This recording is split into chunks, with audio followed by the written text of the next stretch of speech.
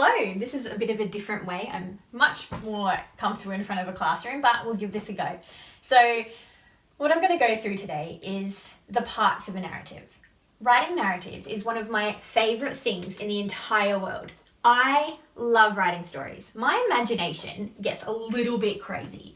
I don't know if you've noticed.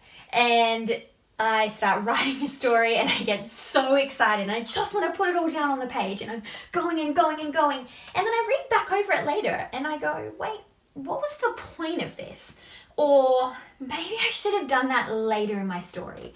Or what did my character even look like? I started talking about it, but I didn't even mention it.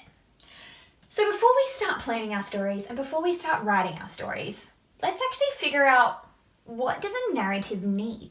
What important parts are there? So this is the easiest way I find to remember it. I have my hill analogy. So first things first is I have a hill. Right? Pretty simple. Now, the first thing I need is, think about a story. One beautiful day in a faraway kingdom. Already I've introduced a setting. I've introduced a place that I need, okay? So I have my place. You're going to have to excuse my beautiful illustrations. So I know where my story is set. It has a setting. So I'm going to write setting. Setting. One, beautiful day in a magical kingdom, there was a little girl. Oh, hold on. I have just introduced someone, or it could be an animal, so something. But I've introduced a character. So I'm going to introduce my character. And this is the start of my story. So I have a setting and a character. My character, I've already described how they feel. So this is called the introduction. So in our introduction, it's the beginning of our story, and it's really important that we introduce our setting and our character. If you're imagining a hill, okay, I'm going for a walk. I'd like you to picture you going for a walk. So you're walking along on a flat part of ground, right? Yeah, I can breathe, I can move. I'm feeling pretty happy about that, all right, okay? But then you think about it and you start to walk up the hill. I don't know if you've ever walked up a hill before, but it is exhausting. So what happens when you start to walk up a hill? Might get a little bit of a stitch, might get a little bit puffed. I don't think I'm wearing that big of a smile anymore. Dramatic things start to happen. This is called your build-up, okay? It's called your build-up or your complication. It is when something starts to change. So your character goes from feeling really happy to, how would you feel going up a hill? So your character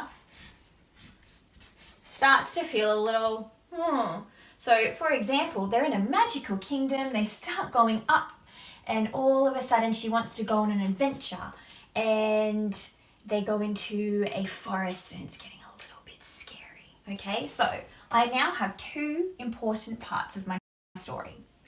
Then, what happens when you get to a top of a hill and you look down? Oh my goodness. How would you feel? It's a little bit scary. Now, this is my favorite part to write. This is my absolute favorite part of my story. It is called the climax. Now, as any of my students know, I love to shout this part out. So it is the most dramatic part. What is it? The most dramatic part, okay? It needs to be scary. You need to tell me how your character feels. It needs drama, drama, drama. doesn't it? And your character is feeling scared, okay? They've got to feel scared. It's the most dramatic part of your story. This is where the sword fights happen. This is where they battle the dragons. This is where they're running from a terrible wolf. This is the most dramatic part of your story, okay? And then this part, the last part, the fourth part of your story is the most fun part of going down a hill. Running down a hill. Whee! It is your resolution. So it's where everything comes together. And it's the happy part. So it's your resolution, which is your ending, okay? Now, better draw my little character as they're running down the hill. Yay! You look all excited. Arms flailing in the air.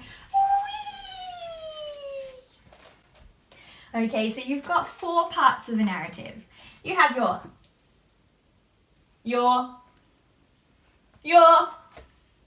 and your. So we have our introduction. That's the start of your story. It includes your setting and your character. And then you start going up the hill, things get a little bit complicated, okay? It's not the most dramatic part yet, but it's getting a little bit complicated. It's where you get a little bit puffed up that hill, all right?